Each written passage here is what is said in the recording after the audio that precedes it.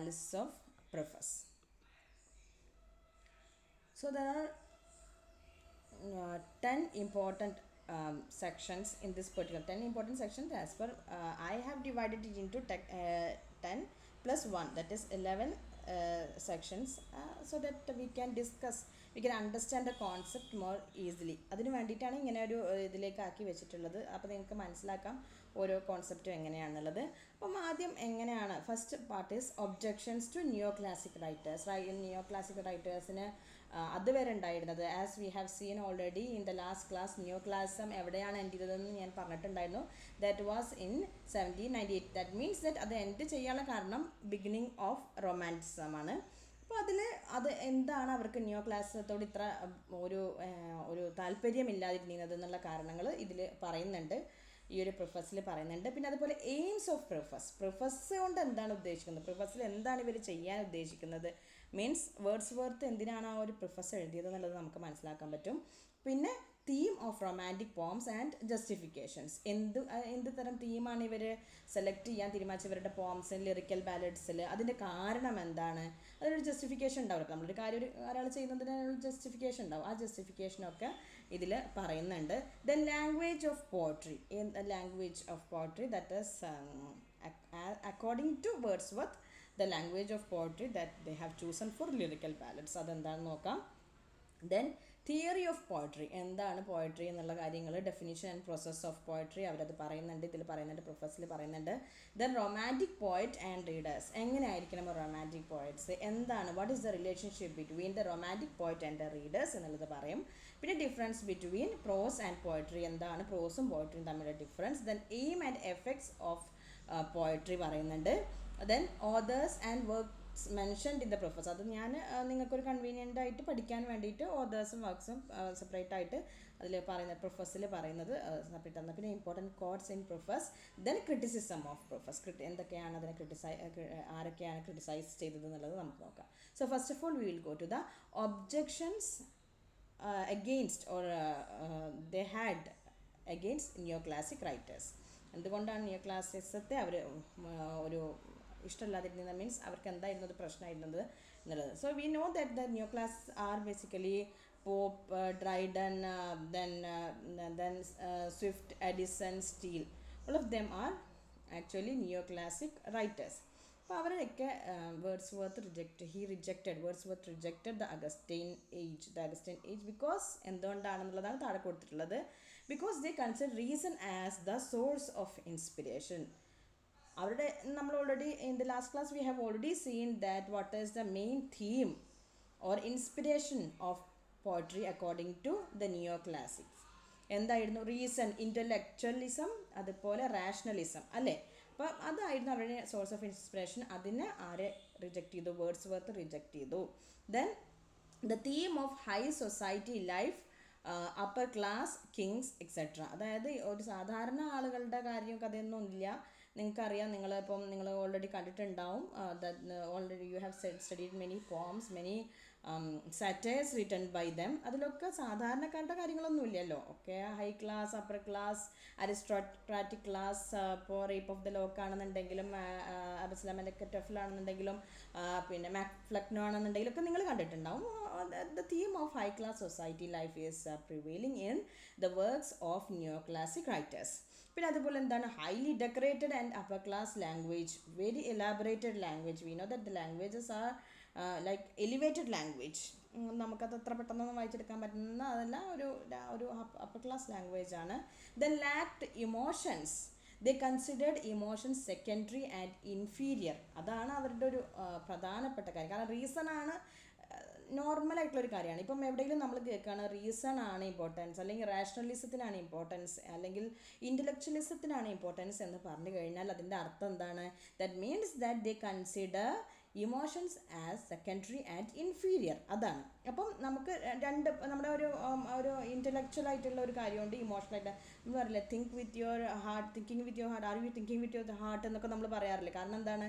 അങ്ങനെ നമുക്ക് എന്താണ് രണ്ട് രീതിയിലുണ്ട്, അല്ലേ? നമ്മളൊരു ബൈനറി ഓപ്പോസിറ്റ് ആയിട്ട് കാണുന്ന കാര്യങ്ങളാണ് ഈ റാഷണലിസവും അതുപോലെ ഇമോഷൻ ബേസ്ഡ് ആയിട്ടുള്ള കാര്യങ്ങൾ. അപ്പോൾ ഈ രണ്ടൊരു പാഷൻ വേഴ്സസ് റീസൺ എന്നൊക്കെ നമ്മൾ പറയാറുണ്ട്.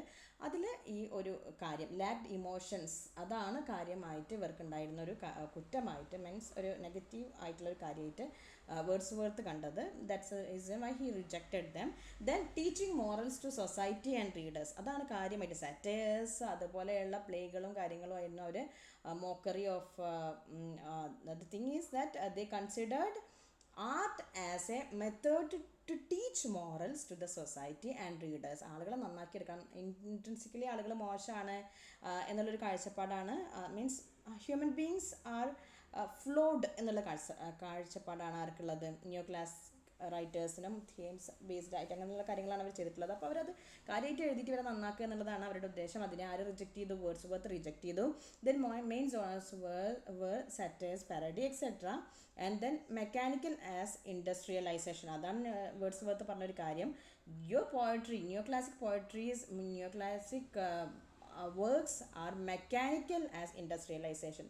പാഷൻ മാറ്റിക്കഴിഞ്ഞാൽ, ഇമോഷൻസ് മാറ്റിക്കഴിഞ്ഞാൽ പിന്നെ അതെന്താണ്? അതൊരു മെക്കാനിക്കൽ പ്രോസസ്സായി മാറി. മെക്കാനിക്കൽ ആസ് ഇൻഡസ്ട്രിയലൈസേഷൻ ബൂം ചെയ്യുന്ന സമയമായിരുന്നു അത്.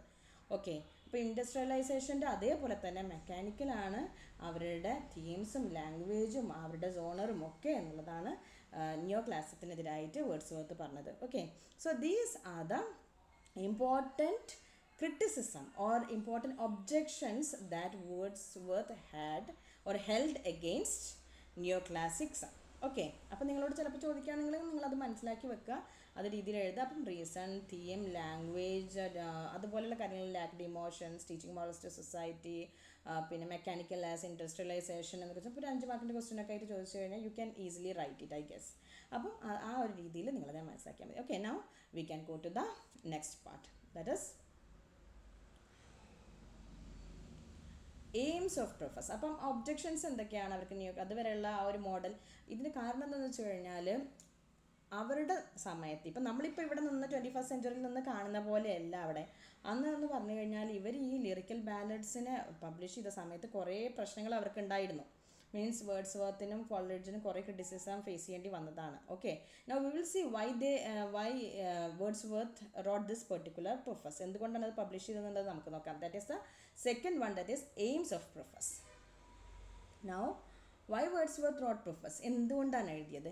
It was urged by his friends as a defence to the collection lyrical ballads. Lyrical ballads എന്ന് പറയുന്ന കളക്ഷൻ ഓഫ് പോംസ് അവർ പബ്ലിഷ് ചെയ്ത സമയത്ത് അതിനെതിരെ കുറേ ഇതെന്ത് പോയട്രിയാണ്, ഇത് വളരെ ലോക്കലാണല്ലോ എന്നുള്ള രീതിയിൽ ഒരുപാട് ക്രിറ്റിസിസം വന്നിട്ടുണ്ടായിരുന്നു. But the readers loved it. അങ്ങനെയുണ്ട്. അത് സെക്കൻഡ് എഡിഷന് പോയി, തേർഡ് എഡിഷന് പോയി. ഇറ്റ് വാസ് നമുക്ക് ഈ പറയാം, നമ്മൾ കാണുന്ന പല പോംസും the best poems that we consider as perfect examples of romanticism is basically included in lyrical ballads. Ancient Manner ഒക്കെ വളരെ ഫേമസ് ആയിട്ടുള്ള പോമാണ്. You won't say that they are inferior, okay, but the people, the readers or the critics during that time they criticized. അപ്പോൾ അത് ഒന്ന് നിങ്ങൾ defend ചെയ്യൂ എന്ന് അവരുടെ ഫ്രണ്ട്സ് വേർഡ്സ്വർത്തിനോട് പറഞ്ഞത് പ്രകാരം he wrote a defense to the collection of lyrical ballads that is Preface. Okay, പിന്നെ അതിൽ എന്തൊക്കെയാണ് ചെയ്തത്? To justify their choices of themes, language, aim etcetera of the poems. അവർ എങ്ങനത്തെ തീം സെലക്ട് ചെയ്തു, ലാംഗ്വേജ് സെലക്ട് ചെയ്തു, അതിനുകൊണ്ട് അവർ ഉദ്ദേശിച്ചത് എന്താണ്, എയിം എന്താണ്, അവർ രണ്ടുപേരും മീൻസ് വേർഡ്സ്വർത്തും കോൾറിഡ്ജും. Okay, even the Wordsworth has written this preface, he wrote this preface, he was defending romanticism, lyrical ballads. Okay, അപ്പോൾ ലിറിക്കൽ ബാലഡ്സിൽ വരുന്ന പോംസ് രണ്ടുപേരും ചേർന്ന് എഴുതിയതാണെങ്കിലും വേർഡ്സ്വർത്താണ് അതിനെ ഡിഫെൻഡ് ചെയ്യുന്നത് പ്രിഫസിലൂടെ. Then to introduce and establish the theory of poetry, romanticism. അങ്ങനെയാണ്. അതായത് ഇപ്പോൾ ഈ 3 കാര്യങ്ങൾ, that is urged by friends and then to justify their choices, themes, language, aims, etc. of their poems and to introduce and establish the theory of poetry. അവരുടെ theory of poetry എന്താണ്, ഞങ്ങൾ എന്താണ് poetry ചെയ്യേണ്ട ഉദ്ദേശിക്കുന്നത്, നമ്മളത് it later came to be known as that is അതങ്ങനെ famous ആയി, romanticism എന്നുള്ള പേരിൽ അതങ്ങനെ ഫേമസ് ആയിട്ട് പോവുകയാണ് ചെയ്തത്. അപ്പം ഈ 3 കാര്യങ്ങളാണ് അവർ the reason why Wordsworth wrote preface. Okay, അപ്പോൾ അങ്ങനെ ചോദിച്ചു കഴിഞ്ഞാൽ അങ്ങനെ തന്നെ നിങ്ങൾ എഴുതാൻ പറ്റുന്ന രീതിയിലാണിത് സെറ്റ് ചെയ്തിട്ടുള്ളത്. You can see that. Okay, now will can go to the next one, that is theme of the poems.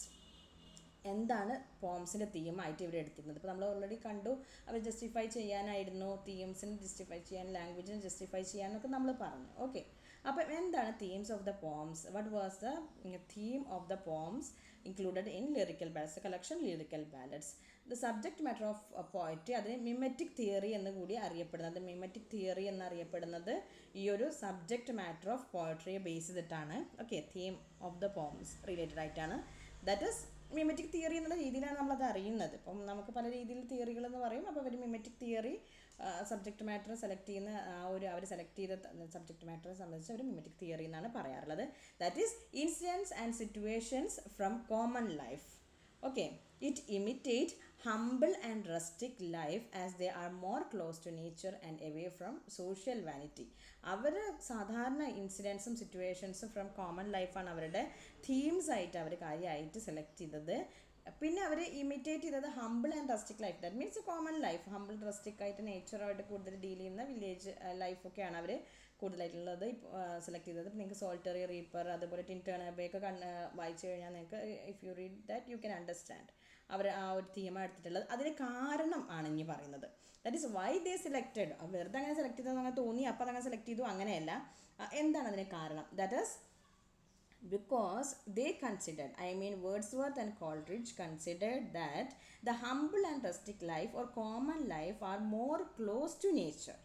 അവർ പ്രകൃതിയോട് ഇണങ്ങിയിരിക്കും. ഇപ്പം പ്രകൃതിയിലേക്കാണ്, nature and Roman, that is the main attraction or the source of inspiration. അത് വളരെ പ്യുവറാണ്, വളരെ nature, വളരെ സെറീനാണ്, polluted അല്ല എന്നുള്ള കോൺസെപ്റ്റാണ്. അപ്പോൾ അതാണ് ആ ഒരു കാരണം കൊണ്ട് humble and rustic life social വാനിറ്റിയിൽ നിന്ന് എവേ ആണ്. അതായത് നമുക്കറിയാം ഇപ്പം സിറ്റീസ് അതുപോലെയുള്ള ഏർബൺ ഏരിയാസിൽ നേച്ചറിൽ നിന്ന് വളരെ വിട്ട് അകന്നുകൊണ്ടാണ് ആളുകൾ ജീവിക്കുന്നത്. ഓക്കെ, അപ്പം ന്യൂ ക്ലാസിക് തീംസിൽ പറയുന്നത് high level of life, aristocratic ലൈഫൊക്കെയാണ്. അവർക്ക് നേച്ചറായിട്ട് യാതൊരു അടുപ്പവും ഡീലിങ്സും ഒന്നുമില്ല. അപ്പം സോഷ്യൽ വാനിറ്റി ഒക്കെ കൂടുതലായിരിക്കും അങ്ങനെയുള്ള ആളുകളുടെ ഇടയിൽ. But the humble and rustic people, they are more close to nature so that they are away from social vanity.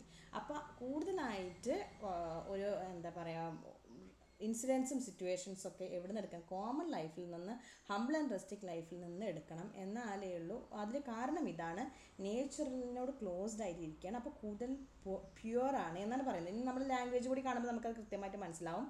That is humble and rustic life was generally chosen because the passions of the heart can attain their maturity and speak a plainer and more emphatic language. അതാണ് അവരുടെ ഹൃദയത്തിലുള്ള passion. കാരണം ഇവർ പാഷൻസിനാണല്ലോ importance കൊടുക്കുന്നത്. നമ്മുടെ words, I mean romanticism importance കൊടുക്കുന്നത് പാഷൻസിനാണ്. അപ്പോൾ അത് ഏറ്റവും പ്യുവർ ആയിട്ടുള്ള, ഏറ്റവും ക്ലിയർ ആയിട്ടുള്ള, ഏറ്റവും മെച്യൂർ ആയിട്ടുള്ളത് എവിടെയായിരിക്കും?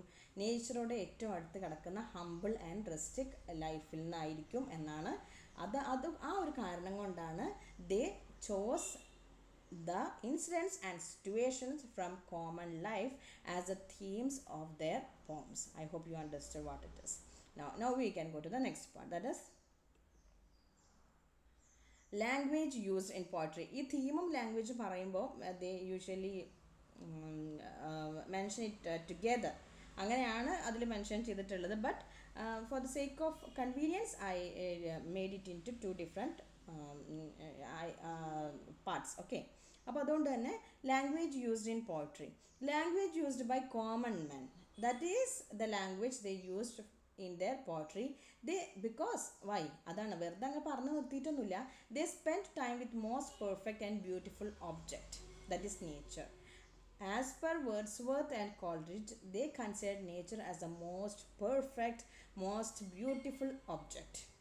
അപ്പോൾ അതുകൊണ്ട് കോമൺ മാനാണ് കൂടുതലായിട്ട് നേച്ചറിനോട് അടുത്തിരിക്കുന്നത്. അപ്പോൾ നേച്ചറിൻ്റെ ലാംഗ്വേജ് തന്നെ ആയിരിക്കും, ആ ഒരു ലാംഗ്വേജ് കോമൺ മാനിൻ്റെ ലാംഗ്വേജ് തന്നെ ആയിരിക്കും ഏറ്റവും പ്യുവർ ആയിട്ടുള്ളത്, ഏറ്റവും പെർഫെക്റ്റ് ആയിട്ടുള്ളത്. So they chose the language of common men as the language in their poetry. And because their language is more contemplated and close to nature, it is pure, the poet modifies it. എന്നിട്ട് അവർ ഉപയോഗിക്കുന്നത് അങ്ങനെ ആ language അങ്ങനെ എടുത്തിട്ട് അങ്ങനെ ഉപയോഗിക്കുക എന്നുള്ളതല്ല, the poet modifies it. Okay, അപ്പം ആ ലാംഗ്വേജിനെ കൂടുതലായിട്ട് അത് എന്താ പറയുക പ്രകൃതിയോട് ഇണങ്ങി പ്രകൃതിയിൽ കൂടുതൽ സമയം ചിലവഴിച്ച് അതിനെക്കുറിച്ച് ചിന്തിച്ച് ഇരിക്കുന്ന ആളുകളായതുകൊണ്ട് തന്നെ അവരുടെ ലാംഗ്വേജ് പ്യുവറാണ്. But the poet modifies it. He takes the language theme and language from the rustic life, I mean the common men's life. But അതെന്താവും, അത് ആ പോയിറ്റ് മോഡിഫൈ ചെയ്യും. The principal object is these poems in these poems was to choose incidents and situations from common life in a selection of language really used by men. ഇപ്പോൾ ഇപ്പോൾ നമുക്ക് ഇവിടെ നിന്ന് നോക്കുമ്പോൾ എന്താ ഇപ്പോൾ ഒരു വ്യത്യാസമൊന്നും കാര്യമായിട്ട് തോന്നില്ല. മീൻസ് ലാംഗ്വേജ് ബേസിക്കലി പല ലാംഗ്വേജ് നമ്മൾ പോസ്റ്റ് മോഡേണിസം ഒക്കെ കണ്ട് കുറേ മനസ്സിലാക്കിയ ആളുകളായത് കാരണം നമുക്കിപ്പം പ്രത്യേകിച്ചൊന്നും തോന്നില്ല. But when they were in that 1798, ആ സമയത്ത് അവർ യൂസ് ചെയ്യുന്ന ലാംഗ്വേജ് എന്ന് പറഞ്ഞു കഴിഞ്ഞാൽ highly sophisticated, highly ordered, highly decorated type of language ആണ് അന്നത്തെ ഒരു നോർമൽ രീതിയിൽ യൂസ് ചെയ്തിരുന്ന ലാംഗ്വേജസ് പോയട്രിയിലെ. അപ്പം ഇങ്ങനെ ഒരു ഷിഫ്റ്റ് എന്ന് പറഞ്ഞു കഴിഞ്ഞാൽ it was completely unexpected. Okay, അപ്പോൾ ഇത് പെട്ടെന്നുള്ളൊരു ഷിഫ്റ്റ് ആയിരുന്നു. അതുവരെ യൂസ് ചെയ്തിരുന്നതെല്ലാം അതല്ല യൂസ് ചെയ്യേണ്ടത്, ഇതാണ് യൂസ് ചെയ്യേണ്ടത് എന്ന് പറഞ്ഞ് അതിൻ്റെ കാരണമായിട്ട് ഇവർ പറയുന്നത് because these people are more close to nature. ഇപ്പം നേച്ചറിലേക്ക് തിരിയുക, നേച്ചറിലേക്ക് ഇൻസ്പിറേഷനായിട്ട് എൻവയോൺമെൻറ്റ് എടുക്കുക എന്നുള്ള രീതിയിലാണ് കാര്യങ്ങൾ കാണുന്നത്. ഫിലോസഫിക്കൽ ലാംഗ്വേജ് ആയിരിക്കും എന്ന് കൂടി പറയുന്നുണ്ട്. My purpose was to imitate and as far as it is possible to adopt the very language of men.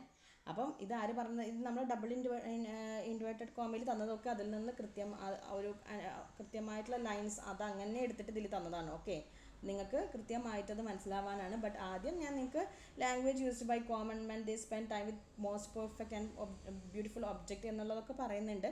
But later on നിങ്ങൾക്ക് ഈ ഡബിൾ ഇൻവേർട്ടഡ് കോമയിൽ തന്നിട്ടുള്ളതൊക്കെ കൊട്ടേഷൻസ് ആണ്. Try to understand that. Okay, അപ്പം അങ്ങനെ മൈ പേർപ്പസ് എന്ന് പറഞ്ഞാൽ Wordsworth purpose was to imitate and as far as possible it is possible to adopt the very language of man. Okay, അതിനാണ് നമ്മൾ already പറഞ്ഞ mimetic theory എന്നൊക്കെ പറഞ്ഞാൽ ഇത് ഒബ്ജക്റ്റീവ് തിയറി എന്നാണ് പറയാറുള്ളത്. So okay, now we can go to the definition of poetry. That is, poetry is a spontaneous overflow of powerful feelings. It takes its origin from emotions recollected in tranquility. The emotion is contemplated till by a species of reaction. The tranquility gradually disappears and an emotion kindred to that which was before the subject of contemplation is gradually produced and does itself actually exist in the mind. In this mode, successful composition generally begins, and in a mode similar to this, it is carried on. അപ്പം പോയട്രിയുടെ definition ഇതൊരു നമ്മളിപ്പം ട്രാജഡിയുടെ definition കണ്ട പോലെ തന്നെയാണ്. It is given by Wordsworth in preface. Okay, അപ്പോൾ നമ്മൾ സാധാരണഗതിയിൽ ഒരു ഭാഗം മാത്രമാണ് കാണാനുള്ളത്. That is poetry is the spontaneous overflow of powerful feelings. It takes its origin from emotions recollected in tranquillity എന്നുള്ളത് വരെ നമ്മൾ സാധാരണഗതിയിൽ കാണാറുള്ളൂ. But the thing is that later on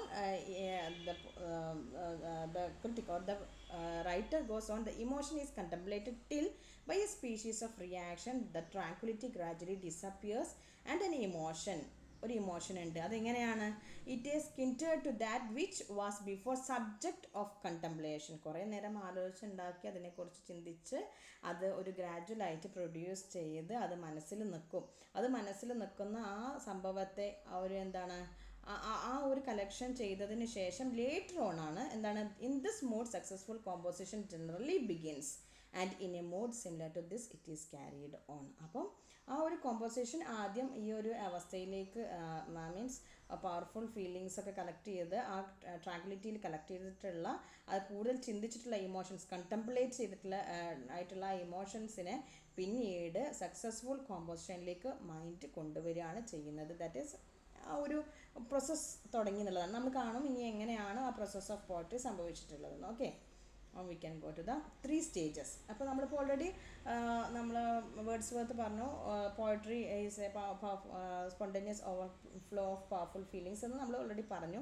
ഇനി അത് എങ്ങനെയാണ് അതിനെങ്ങനെയാണ് പോയട്രി ഒരു 3 സ്റ്റേജസ് ആയിട്ട് പോയട്രി മീൻസ് വേർഡ്സ്വർത്ത് 3 സ്റ്റേജസ് ആയിട്ട് ഡെവലപ്പ് ചെയ്തിട്ട് അല്ലെങ്കിൽ ഡിവൈഡ് ചെയ്തിട്ടുള്ളത് നോക്കാം.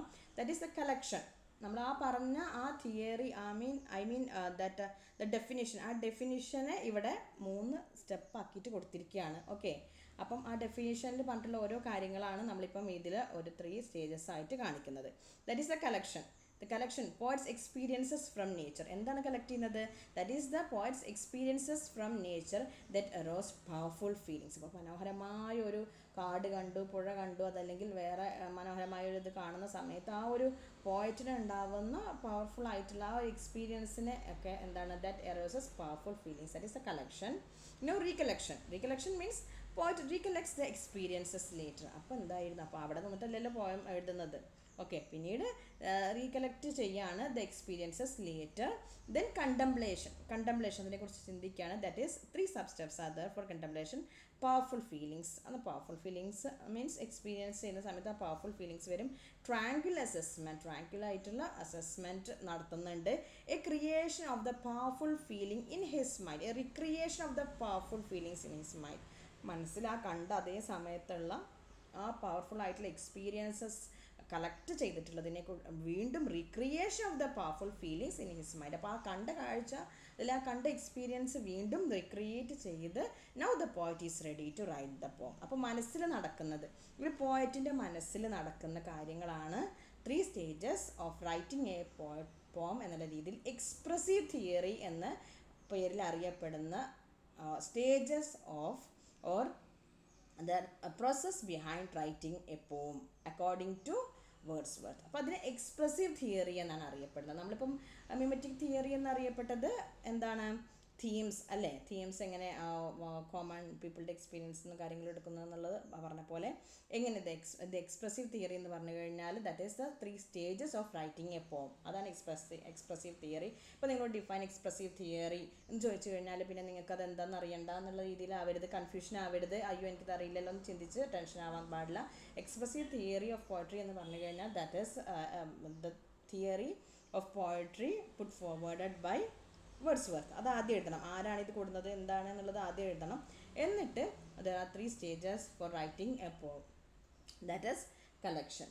Collection means poems experiences from nature that arouse powerful feelings. And then recollection, poet recollects the experiences later. Then contemplation.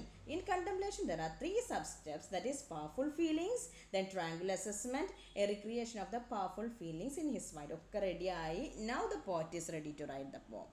So all these things are happening inside him, his mind. Okay, now the poet is ready to write the poem. Okay, I hope it's okay now. That is അതിന് ഒരു എല്ലാം കൂടിയായിട്ട് നമ്മളിപ്പോൾ കഴിഞ്ഞ സ്ലൈഡിൽ കണ്ടു. That is കണ്ടോ, ഇവിടെ നോക്കൂ, ഡെഫിനേഷൻ ഓഫ് പോയട്രി എന്ന് പറഞ്ഞിട്ട് നമ്മൾ അതിൽ പറയുന്ന കാര്യങ്ങളെ കൃത്യമായിട്ട് ഡിവൈഡ് ചെയ്തിട്ടാണ്. That spontaneous overflow of powerful feelings. അത് കഴിഞ്ഞ് സംഭവിക്കുന്ന ആ ഒരു സംഭവം. It takes in origin from emotions recollected in tranquility. The emotion is contemplated till by a species of reaction that tranquility gradually disappears, and an emotion kindred to that which was before the subject of contemplation. ഇപ്പം ഇത് നമ്മൾ poetry എന്നുള്ളതിലേക്ക് എത്തുന്നത് എങ്ങനെയാണ്? ശരിക്കും നമ്മൾ ആ സ്റ്റെപ്പുകൾ കഴിഞ്ഞതിന് ശേഷം, നമ്മളിപ്പോൾ കണ്ട 3 സ്റ്റെപ്സ് കഴിഞ്ഞതിന് ശേഷം ആണ് പോയട്രി എന്ന് പറയുന്ന spontaneous overflow of powerful feelings വരുന്നത്. ഓക്കെ, അപ്പോൾ ആദ്യം ആ സ്റ്റെപ്പുകൾ സംഭവിക്കുന്നു. ആ സ്റ്റെപ്പുകൾ കഴിഞ്ഞതിന് ശേഷം poetry is a spontaneous overflow of powerful feelings എന്ന് പറഞ്ഞ് പിന്നെ അത് ആ ബാക്കിലേക്ക് പോകണം. ആ സ്റ്റെപ്പിലേക്കാണ്, ആ സ്റ്റെപ്പുകളിലേക്ക് പ്രോസസ്സിലേക്ക് തിരിച്ചു പോവുകയാണ് വേർഡ്സ്വർത്ത് ചെയ്യുന്നത്. It takes its origin from emotions recollected in tranquility. First stage contemplationന്റെ ബാക്കിലേക്ക് പോയി. The emotions is contemplated till by a species of reaction the tranquility gradually disappears. ബാക്കിൽ പോയി. And an emotion kindred to that which was before the subject of contemplation. Already ആ powerful emotion steps നമ്മൾ പറഞ്ഞില്ലേ, അതിലേക്ക് പോയി. Is gradually produce and does it self actually exist in the mind. Already മനസ്സിലുള്ളതാണ്. അതിൻ്റെ നേരെ മുന്നേ നമ്മൾ പറഞ്ഞ സ്റ്റെപ്പ്, സെക്കൻഡ് സ്റ്റെപ്പ് റീകലക്ഷൻ.